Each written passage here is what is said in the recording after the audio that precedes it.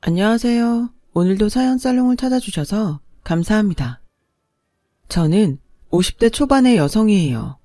어릴 때부터 요리하는 걸 좋아해서 혼자서도 곧잘 여러 가지를 해먹곤 했어요. 엄마와 아빠는 재래시장 안에서 식당을 하시느라 바쁘셨기 때문에 제가 뭘 하는지 신경 못 쓸 때가 많으셨어요. 하지만 밤에 오셔서 제가 해놓은 음식을 보고는 잘했다고 칭찬하셨죠. 원래 공부에는 흥미가 없어서 성적은 좋지 않았지만 사람도 좋아하고 활발한 성격이라서 친구들도 많고 선생님들한테도 귀여움을 받았어요. 제가 만들어간 반찬들도 다들 좋아했죠. 어떤 애들은 제가 만들어 오는 음식을 기다리기도 했어요. 부모님은 저한테 공부하라고 강요하지 않으셨어요. 뭐든 좋아하는 걸 열심히 하면 먹고 살 길은 다 열린다고 생각하는 분들이셨거든요. 제가 요리하는 걸 좋아하기도 하고 잘하니까 부모님이 열심히 식당을 해서 저한테 물려줘야겠다고 농담도 하셨어요. 부모님은 장난일 때가 많았지만 저는 그 말씀을 반은 진담으로 듣고 있었어요. 그래서 고등학교에 가서 처음 진로를 써서 내라고 할 때 식당 사장이라고 썼거든요. 담임선생님은 제가 공부할 마음이 없는 게 걱정돼서 부모님 면담까지 했어요. 엄마는 선생님을 만나고 와서 정말 식당을 할 거냐고 진지하게 물으셨어요. 엄마랑 아빠가 식당 열심히 키워서 나 물려준다고 했잖아. 조리사 돼서 식당 할 준비해야지. 이거 사. 진짜 시장 안에 있는 식당 사장이 되겠다고? 너는 우리보다 나은 데서 일을 해야 되지 않겠어? 엄마 아빠가 그런 말 한 건 네가 요리를 잘하니까 기특해서 해본 말이지. 이 험한 식당에서 일하라고 할 생각 없었어. 그러지 말고 호텔 조리학과라도 가. 더 좋은 식당에서 일하라고. 엄마 아빠 식당이 어때서 그래? 음식 맛있다고 다들 좋아하고 단골도 많잖아. 나는 엄마 아빠 식당이 제일 좋단 말이야. 부모님은 그런 제가 철이 없다고 생각하시고 밤새 뭔가 이야기를 하셨어요. 은영이 너 정말 엄마 아빠 식당 물려받을 거야? 진심이야? 나중에 마음 변하는 거 아니고? 라는 엄마 말씀에 절대 안 변해. 엄마도 아빠도 내가 하고 싶은 거 하면서 살라고 했잖아. 나는 그러고 싶단 말이야. 라고 고집을 피웠어요. 그때 저는 진심이었거든요. 알았어. 대신 꼭 대학에 가야 돼. 엄마가 말한 것처럼 호텔 조리학과라도 가. 그러고 나면 네 생각 엄마 아빠도 진지하게 생각해 볼게. 저는 꼭 그러겠다고 약속했어요. 고등학교에서도 저는 제가 직접 반찬을 만들어서 도시락을 쌌고 반 친구들이랑 나눠 먹었어요. 친구들은 제 도시락이 먹고 싶어서 점심시간을 기다릴 정도였죠. 음식 덕분인지 몰라도 저는 반 아이들과 두루두루 잘 지냈어요. 좋은 대학에 가기 위해서 열심히 공부하는 친구들도 대학 가는 건 포기하고 취업을 준비하는 친구들도 다들 제 음식을 먹으며 행복해하는 게 뿌듯했어요. 저는 부모님과 약속한 대로 전문대학 호텔 조리학과에 갔어요. 학교 공부는 실습과 이론도 있고 현장 견학도 있어서 흥미로운 게 많았어요. 저는 기본 칼질부터 다시 배우면서 나쁜 버릇들을 고치기 위해 노력했고 가정식이 아닌 약선 요리나 이태리 요리도 배울 수 있었죠. 저는 양식 조리사 자격증과 한식 조리사 자격증을 따고 학교를 졸업했어요. 그때도 부모님 식당에서 일하고 싶다는 제 생각은 변함이 없었어요. 격식을 갖추는 고급 요리보다 소박하고 친근한 음식이 더 좋았거든요. 부모님은 식당에 오기 전에 다른 데에서 먼저 일을 해보라고 하셨어요. 우리 식당이 작지만 이것도 경영이야. 그러니까 좀 큰 식당에서 직원으로 1년만이라도 일을 해봐. 아주 좋은 경험이 될 거야. 부모님은 젊어서 식당을 시작하면서 아는 게 전혀 없어서 고생을 많이 하셨다고 했어요. 저도 어렸을 때 우리 집 식당이 어려워서 엄마 아빠가 밥도 못 먹고 일하던 걸 기억하고 있었어요. 엄마 아빠가 가르칠 수도 있지만 원래 지 자식은 직접 일을 가르치는 거 아니라더라. 너도 제대로 못 배울 것 같고 엄마도 그렇고 아빠도 같은 생각이야. 그러니까 다른 데에서 여러 가지 배우고 와. 그러면 우리 식당에도 좋잖아. 저는 부모님 말씀이 맞다고 생각했어요. 그래서 한정식 레스토랑에 원서를 내고 실습과 면접을 거쳐 직원으로 뽑혔어요. 처음 3개월은 인턴으로 일을 하고 그 후에 정식으로 채용된다는 계약이었어요. 인턴으로 일할 동안은 한 달은 설거지를 하고 한 달은 바닥 청소만 했어요. 원래 주방 일이라는 게 어딜 가든 닦는 일부터 해야 됐기 때문에 저는 즐거운 마음으로 일을 했죠. 그렇게 2달이 지나자 주방장은 저한테 재료 준비와 함께 간단한 반찬 무침 같은 걸 해보라고 시켰어요. 내가 지은영 씨처럼 설거지도 바닥 닦는 것도 군말 없이 하는 사람은 처음 봤어.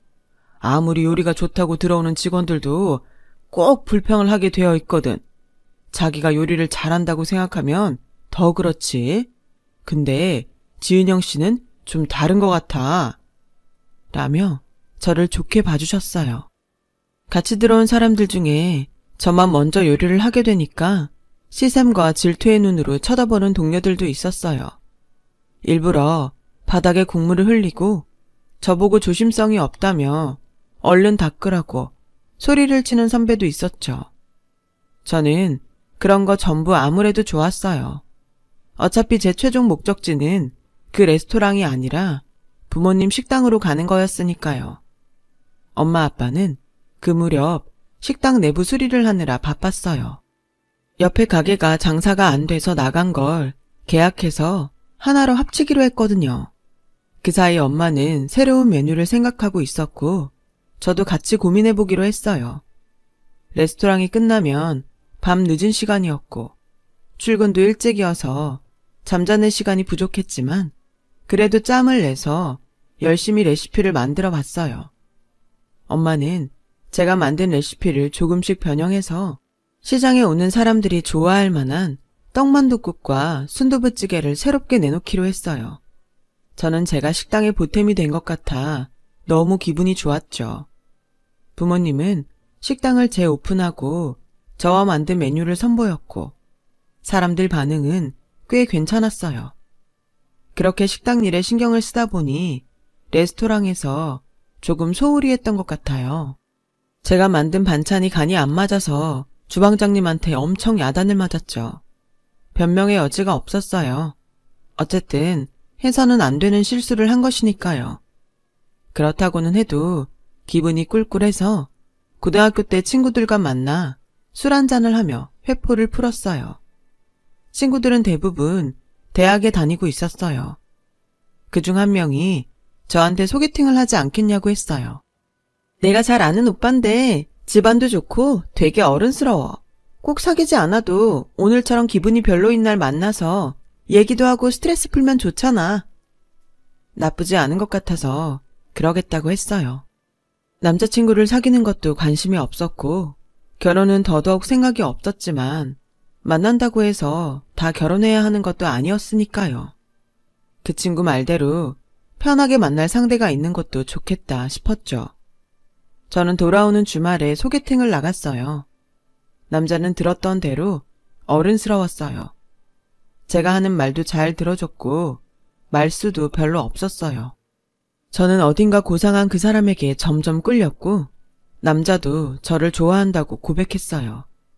저희는 5개월 정도 만난 후 결혼을 하기로 했어요. 상견례 날 두 집안의 부모님이 처음 만났어요. 남자의 아버지는 대학 교수였고 어머니는 영문학을 전공했다더라고요. 부모님은 고상하고 지적인 남자 부모님을 보고 주눅이 드는 것 같아서 속이 상했어요. 저희 부모님은 누구보다 열심히 일하셔서 아주 작은 식당을 크게 키우셨어요. 음식도 정말 잘하시고 정도 많아서 단골도 많고 주변에서도 다들 좋아하세요. 라는 저희 말에 남자 어머니가 피식 웃었어요. 저를 비웃는 것 같았는데 기분 탓이려니 하고 넘어갔어요. 하지만 그건 진짜로 저희 집을 비웃는 거였어요. 결혼을 하고 나서 시어머니는 아침 저녁으로 저희 집을 드나들며 제가 하는 일들을 사사건건 간섭하셨거든요. 게다가 남편이 먹는 음식은 제가 만들지도 못하게 했어요. 네가 전문대에서 뭘 배웠고 한정식집에서 뭘 했든 간에 우리 준호 먹는 건 아직 손 못 댄다. 오늘부터 가기로 한 쿠킹 클래스 3개월 수료하고 그 선생님한테 인정받으면 그때는 만들어도 돼. 제가 하는 요리는 거친 음식들이라서 자기네 식구들은 먹으면 안 된다는 거였어요. 하지만 남편은 부모님 식당에 와서 밥도 먹었고 맛있다고 좋아했었거든요. 내가 준호를 워낙 어릴 때부터 음식에 까다롭게 키워서 재료도 최고급으로 썼어. 아무거나 먹으면 탈이 나. 꼭 그 궁중요리 선생님한테 검증을 받아야 내가 안심할 것 같다. 그때까지는 내가 와서 음식을 할 테니까 그렇게 알아. 라며 막무가내였어요. 저는 자존심도 상하고 기분이 나빠서 남편한테 얘기했죠. 외갓집이 워낙 부자인데다가 엄마가 고급스럽게 커서 평범한 건 적응을 못하셔. 힘들겠지만 이해 좀 해줘. 나도 아무거나 잘 못 먹긴 해. 학교 다닐 때 애들하고 군것질도 잘 안 했어. 근데 당신 우리 집 식당에서 먹었을 때 맛있다고 했잖아. 밥도 2그릇이나 먹고 국물도 싹 다 먹고. 그건 당연히 예의상 그런 거지. 나 사실 그런 시장 음식 처음 먹어봤어. 어쩌다 먹어도 그 자리에서 먹은 적 없고 다 포장해서 갖다가 먹었지. 그래도 맛은 있었어. 라는데 뭔가 결혼을 잘못한 것 같다는 불길한 생각이 들었어요. 그래도 원래 시댁이라는 데가 처음엔 다 어렵고 불편한 거니까 내가 적응을 잘 해보자고 마음 먹었어요. 하지만 꼭두 새벽부터 집에 들이닥치고 저녁에도 와서 잘 시간이 돼서야 가는 시어머니가 너무 불편했어요. 시어머니는 제가 가져온 혼수 방석이랑 의자가 싸구려라며 본인 전용 방석하고 의자까지 가져왔어요. 조리기구야 제가 요리를 하는 사람이니까 잘 갖춰져 있어서 별말 안 했지만 가구부터 사소한 것까지 뭐든 다 마음에 안 든다며 타박하더라고요. 내가 네가 살림할 사람이니까 간섭 안 한다고는 했지만 이 정도로 후진 물건들을 해올 줄은 정말 몰랐다. 이래서 어느 정도 격이 맞는 집안하고 했어야 되는데 준호는 대체 무슨 생각을 하는 건지 모르겠어. 어머니, 제가 해온 혼수도 다 백화점에서 산 거고 그 사람도 좋다고 한 거예요. 이것보다 얼마나 더 좋은 걸 해야 되는지 저는 잘 모르겠어요. 정말 못 배운 티를 이런 데서 내는구나. 어른이 말씀하시면 품격 있는 물건을 알아보는 안목을 키워야겠다고 하지는 못할 망정 어디서 따박따박 말대답이니? 정말 상대를 못하겠네. 라더니 남편이 오자 눈물바람으로 저를 모함하더라고요. 내가 정말 이런 취급을 당하려고 며느리를 본 거냐? 니들 사는 거니까 내가 최대한 간섭 안 하고 앞으로 어떻게 하면 좋은지 말해주는 것도 저렇게 싫어하는 티를 내고 내 말은 귓등으로도 안 듣고 너 나와야 말 좀 듣는 척하고 지나가는 사람한테도 이렇게는 안 할 거다. 당신 진짜 왜 그래? 엄마가 새벽부터 와서 밥하시고 저녁도 다 해주시는데 당신이 무슨 할 일이 있다고 엄마 말씀도 안 들어. 당장 잘못했다고 안 해? 그런 거 아니야. 어머니, 이런 식으로 말씀하시는 건 아니죠. 제가 언제 어머니 말씀을 안 들었어요. 어머니가 제가 해온 혼수를 너무 타박하시니까 저도 좋은 거 해왔다고 말씀드린 거잖아요. 저거 봐. 지금도 또 저렇게 눈 동그랗게 뜨고 큰 소리로 나한테 소리 지르는 거. 내가 정말 가슴이 떨려서 못 살겠어. 집에서 여기까지 왔다 갔다 하는 것도 기운이 딸려서 집에 가면 끙끙 앓는데 공도 없이 이게 뭔지 모르겠다. 라는데 너무 억울했어요. 거기다 남편은 한술 더 떠서 사과하라고 하더니 정말 기가 막힌 말을 했어요.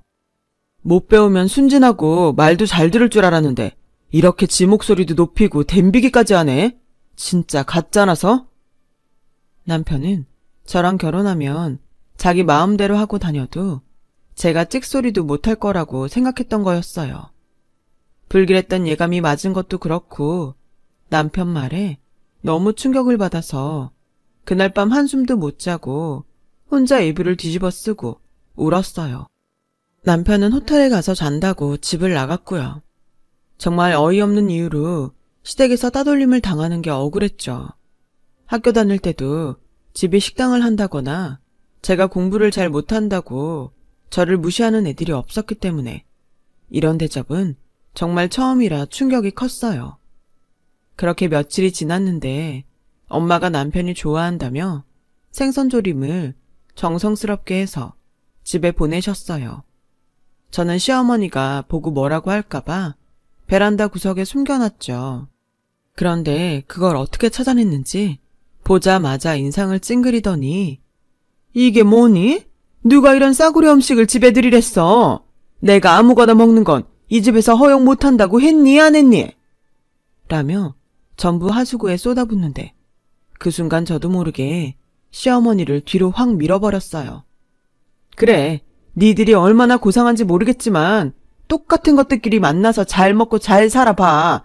이 천하의 몹쓸 것들아. 놀라서 아무 말도 못하는 시어머니를 두고 집을 뛰쳐나왔어요. 제 일생의 자랑인 부모님 식당을 모욕하는 것도 엄마 음식을 쓰레기로 만드는 것도 참을 수가 없었거든요. 그 모습을 보자 눈이 돌더군요. 저는 친정에 가서 결국 사실대로 실토를 했고 엄마는 놀라서 어쩔 줄 몰라 하다가 저를 달래줬어요. 그래, 살다가 실수할 수도 있는 거야. 이혼하는 거 흉도 아니야. 힘들 수는 있어도 실수를 바로잡는 게 나아. 괜찮아. 저와 엄마는 한참을 부둥켜 안고 울었어요. 마침 부모님은 운영하던 식당의 분점을 시내에 낼 생각을 하고 계셨대요. 그래서 제가 분점을 맡아서 하기로 했어요. 저는 남편과 이혼하기로 하고 짐을 모두 챙겨서 왔어요. 그리고 분점을 내는 데에만 열중했고요. 엄마한테 음식 조리법도 일일이 다 배우고 오픈 전날에는 혼자서 반찬을 전부 만들며 밤을 꼬박 새웠어요.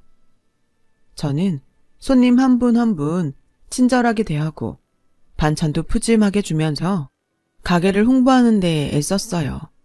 그랬더니 어떤 아줌마가 이렇게 인사도 열심히 하고 음식도 많이 주는 음식점 처음 봤다며 집에 가서 먹을 것까지 포장해 갔어요.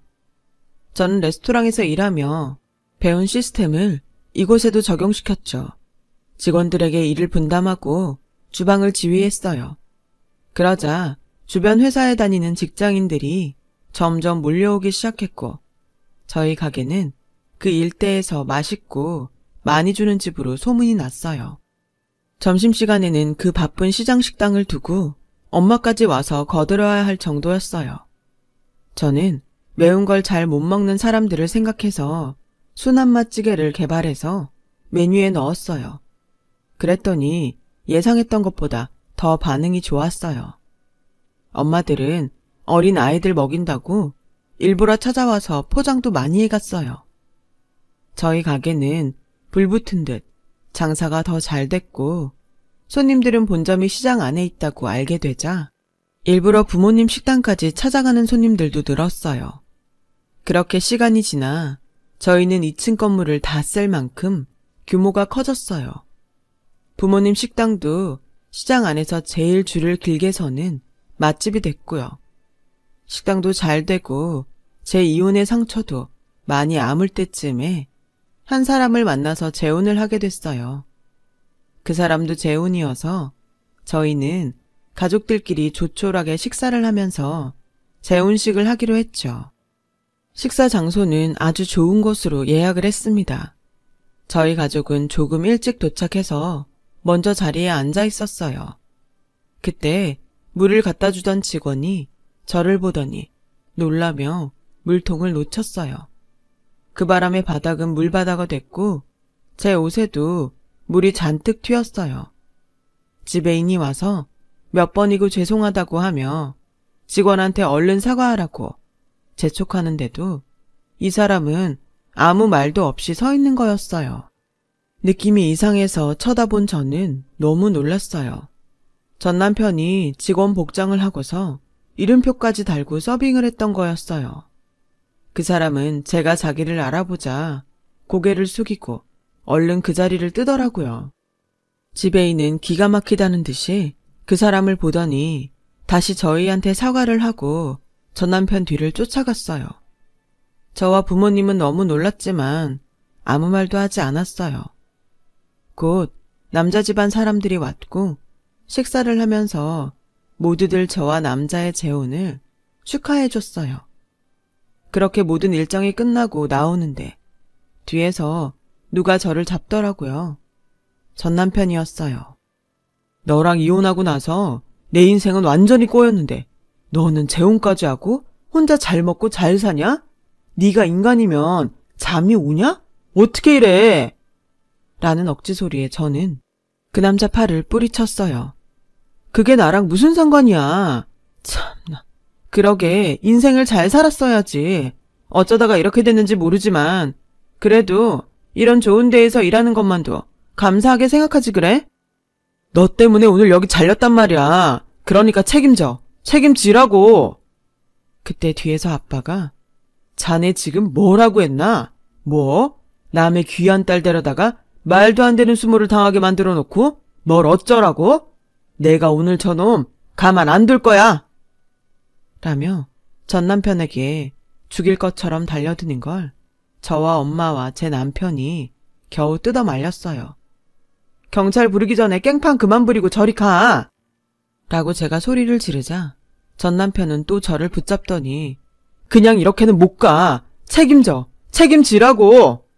라고 소란을 피웠고 결국 남편이 경찰을 불러서 그 사람을 신고해야 했어요. 남편과 부모님은 전 남편을 벌받게 해달라고 강하게 말했어요. 저도 쉽게 용서해줄 생각이 없었어요. 끝까지 저런 식으로 구는 게 저를 무시하니까 그런 거 아니겠어요? 너무 분하고 화가 났어요. 그런데 다음날 시어머니가 어떻게 저의 식당을 알고 찾아왔더군요. 어쩐 일이세요? 이런 데는 싸구려라서 쳐다도 안 보지 않았어요? 알면서 꼭 그렇게 얘기해야겠니?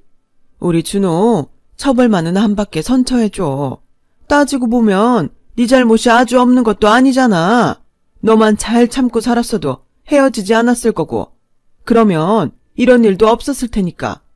우리 집안에 못 맞춘 네 고집도 있으니까 이번에는 없던 걸로 해줬으면 좋겠다. 원래 잘 살고 공부 많이 하면 그렇게 아나무인에 뻔뻔한가요? 자기들보다 공부 안 한 사람들은 무조건 굽신거려야 된다고 생각하나 본데 정신 좀 차리세요. 어제 일은 분명히 그쪽이 잘못한 거고 그것만 처벌하는 거니까요. 예전에 제가 적응을 못 해놓고 이런다고요? 그럼 어디 그 일에 대해서 고소라도 해보세요. 누가 그런 거 처리하나 보게요. 저한테 했던 거 여기 있는 사람 아무나 붙잡고 얘기해보죠. 당신만 욕먹어요. 당신이라니? 어떻게 그런 말을 하니? 아무리 헤어졌어도 내가 네 시어머니였던 사람이야. 넌 말버릇도 여전하구나. 저한테 부탁하러 온 거 아니에요? 부탁하는 사람이 어떻게 이런 말을 하는지 모르겠네요. 말버릇요? 그러는 댁도 좀 못 배웠다고 사람 무시하고 함부로 말하는 버릇 못 고친 거지. 어쩌다가 댁의 아들이 음식점 직원이 됐는지는 모르지만 저는 이대로 그냥 못 넘어가겠어요. 계속 이러고 계시면 업무 방해랑 저 모욕했다고 당신도 신고할 거니까 알아서 하세요. 라고 하자 시어머니는 입술을 깨물더니 그래, 1억 1파라면 몇 번이고 이렇게 할게. 제발 내 아들만은 풀어줘. 부탁이야. 응? 제가 잡고 있는 거 아니에요. 처벌받고 나면 나올 테니까 그렇게 아세요. 정 안 되면 변호사 부르시던가요. 내가 널 기분 나쁘게 했나 본데 미안하다. 그러니까 부탁이야. 제발 한 번만 봐줘. 여기 이분 좀 내보내주세요. 오픈 전부터 이러면 하루 망쳐요. 얼른요. 라고 하자 직원 둘이 와서 시어머니를 밖으로 끌어냈어요. 예, 내 얘기 좀 들어봐. 우리 준호 좀 봐줘. 지은영 씨, 지사장님, 제가 잘못했어요. 라고 했지만 저는 쳐다도 보지 않았어요. 알고 보니 시어머니 친정이 투자를 잘못해서 그 사기꾼 때문에 집안이 완전 망했고, 남편은 회사에서 업무 태만에 법인카드를 마음대로 쓴 게 발각돼서 해고됐다고 해요. 그 바람에 소문이 나서 다른 회사에도 취직이 안 되었던 거죠. 겨우 시어머니 예전 인맥으로 고급 레스토랑에서 일을 하게 됐지만 뻣뻣한 태도로 일을 해서 계속 지배인 신경을 거슬렀다고 하네요. 그러다가 저한테 물을 쏟고 사과를 안 해서 잘렸던 거예요. 시어머니는 그동안 인심을 많이 잃어서 주변에서 도와주는 사람도 없다고 하고요. 시아버지도 대학에서 퇴직을 했고요. 그래서 시어머니가 저한테 자존심을 굽히고 왔던 거고요. 구색 맞추고 고급스러운 것만 찾더니 인생을 더 고급스럽게 살았으면 어땠을까요? 그래도 전 남편이 벌금을 물게 했어요. 다시는 저한테 함부로 하지 못하게 해야 했으니까요. 그 뒤로 전 남편 집안과는 한 번도 마주친 적이 없네요. 다른 소식은 알 수가 없는 게 다들 조용히 사는 것 같아요. 저는 재혼한 남편과 늦둥이 아들을 낳았어요. 그렇게 벌써 10몇 년의 세월이 흘렀네요. 저희는 여전히 잘 살고 있답니다. 아들 녀석도 속 안 썩이고 학교 잘 다니고요. 부모님도 건강하시니 저는 더 바랄 게 없습니다. 제 사연을 들어주신 분들 모두 오늘도 건강하시고 늘 행복하시길 바랄게요. 좋은 하루 되세요. 다들 감사합니다. 여러분, 사연 댓글에 응원과 현명한 조언 부탁드려요. 좋아요와 구독은 저에게 큰 힘이 됩니다. 오늘도 좋은 일 가득하세요.